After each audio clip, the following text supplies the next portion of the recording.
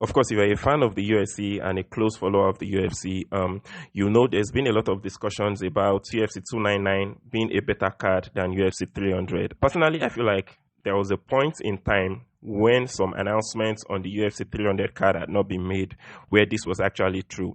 This was way before the main event was announced. This was way before we had fights like Gaethje versus Max Holloway. This was way before we had Charles Oliveira, Aman Sarukian. You know, the 300 card wasn't looking so promising at that point. But then now that we have like these 3 fights added, and then there's still the promise of 1 or 2 more fights from Dana White, these factors have actually made me take a look at the card once more. And at this point, I feel like my perspective, my opinion about this card has actually been changed. I honestly don't feel like it's a bad card. Is it as great as Dana White made us expect it would be? I definitely don't think so. I feel like there was so much hype surrounding the card, and then definitely not a lot of delivery on that hype, but then definitely not a bad card. If this wasn't UFC 300, I feel like a lot of people would be okay with the fight. It's just the fact that this is UFC 300. So seeing how there are still some people who are still insisting on the fact that UFC 299 is a better card than UFC 300, I decided to go through the fights on the UFC 299 cards to see which fights on those cards are actually UFC 300 material, right? So that's what we'll be doing in this video, and let's just jump right in. Let's start from the early prelims, starting from the first fight of the night, Joanne Wood versus Marina Moroz. Definitely, we can all agree this isn't a UFC 300 card material. CJ Vergara, an exciting prospect in the UFC in the flyweight division. Asus Amabayev, definitely not UFC 300 material. You have Robelis Despain and Josh Parisian. Definitely not UFC 300 material, especially when you consider the fact that this is a debut for Robelis. So I don't think UFC 300 is the card where fighters should come make their debut, no matter how interesting those fighters are where they formerly were. I personally just feel like this is not a card for that. And then the middleweight bouts between Michel Pereira and Mikhail Olenjechuk. I feel like this fight is definitely going to be an interesting fight. These are both interesting fighters. These are both exciting fighters. But definitely not. You know what? I feel like this is a fight that would probably make it on the early prelims of UFC 300. Probably the first fight of the night. This is like a good warm-up fight for the event. I'm kind of mixed between this one. I feel like it could be like one of the earliest fights of the night. But then, again, when you think about it, I also don't feel like it is UFC 300 material. So, you know what? In conclusion, I think we just have this as, one of the early prelim fights on the UFC 300 card, probably the first fight of the night, and then we pick things up from there. Because personally, I've watched both fighters, and I feel like they are really interesting fighters. So when we look at the early prelims, we actually have just one fight that we could possibly take from here and bring to UFC 300. Let's go over to the prelims, and prelims starting, we have Pedro Munoz in the bantamweight fight versus Kyler Phillips. Definitely, I wouldn't be putting this on the UFC 300 card. Pedro Munoz is definitely a respected fighter in the bantamweight division, but as of now, he is not one of the most exciting fighters in the division. We move up to the lightweight bouts between Mateusz Gamrot and Rafael Dos Anjos. These are 2 OGs in the division, but definitely wouldn't be putting this fight on the UFC 300 card. Definitely not putting this fight on the UFC 300 card. Let's move on to the women's flyweight bout. Caitlin Seminara, Missy Baba, no.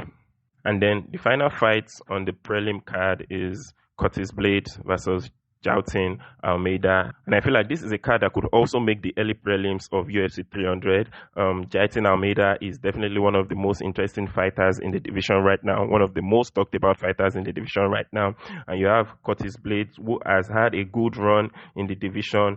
He built his way and he was getting close to being in title conversations, but then that defeat to Francis Ngannou kind of like changed things for him, ruined things for him. So I feel like, of course, this is not going to make the prelims on UFC 300, but then considering the fact that we have fights like Sodiq Yusuff versus Diego Lopez on the 300 card. I feel like this is a better fight compared to the Sodiq Yusuf versus Diego Lopez fight. I feel like it's a better fight compared to Bobby Green versus Jim Miller. I feel like it's a better fight compared to Jessica Andrade and Marina Rodriguez. Also feel like it's even a better fight compared to Holly Holm and Kayla Harrison. So yes, I definitely will put this fight on the UFC 300 card.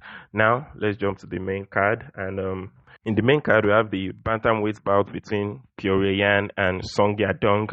I'm definitely not having this fight on this card. If it was probably a Petr Yan versus Corey Sandhagen, I probably would have put that on the UFC 300 card. But currently, of course, Song Yadong is one of the most interesting in the bantamweight division, but then I wouldn't think I would have him on the UFC 300 card. We go to the welterweights where Gilbert Burns faces Jack Della Maddalena, and this without a doubt is UFC 300 material. No denying that, no arguing that. I feel like this is a fight that could come before Charles Oliveira and Aman Sarukyan. Adding this fight to the main card at UFC 300 would definitely uplift the card. I'm so sure of that. Back to the welterweight division, we have the fight between Kevin Holland and Michael Venom Page. And this fight in itself is a very exciting fight. It's a very interesting fight. But then, personally, I've said it before, I don't feel like the UFC 300 card is the card where fighters should come make their debut. This is a very interesting debut, no denying that. Very interesting matchup. These are two fighters that fight unconventionally. But then, personally, I just feel like I wouldn't want to see debuts on the UFC 300 card. With that said, we currently have a debut that's going to happen on UFC 300. And in my opinion, this fight is a better debut to have on UFC 300 than what we currently have. I would rather pick this fight than have the uninteresting debut of Kayla Harrison. So moving on from that, we jump to the lightweight bout between Dustin Poirier and Benoit Saint-Denis. And this is definitely UFC 300 material. Definitely UFC 300 material. I feel like if we could have the current main event we have, take out the Zhang Weili fight, leave us with Justin Gaethje, Charles Oliveira, add the Gilbert Burns fight, and then add Dustin Poirier versus Benoit Saint-Denis. I feel like the main card of UFC 300 will go down as one of the best main cards ever in the history of the UFC. Because when you consider it, those are all mouth-watering fights for any UFC fan. So yes, definitely Dustin Poirier versus Benoit Saint-Denis. And then we go to the main event on the UFC 299 card. And it's funny, but personally, I wouldn't have this fight on the UFC 300 card. Sean O'Malley versus Marlon Vera. Interesting fight. There's a storyline to it, but definitely I wouldn't personally take this off 299 to add it to UFC 300. Of course, it's an interesting fight, but I don't feel like it's the most interesting fight on the UFC 299 card itself. So I definitely will be leaving this on the UFC 299 card.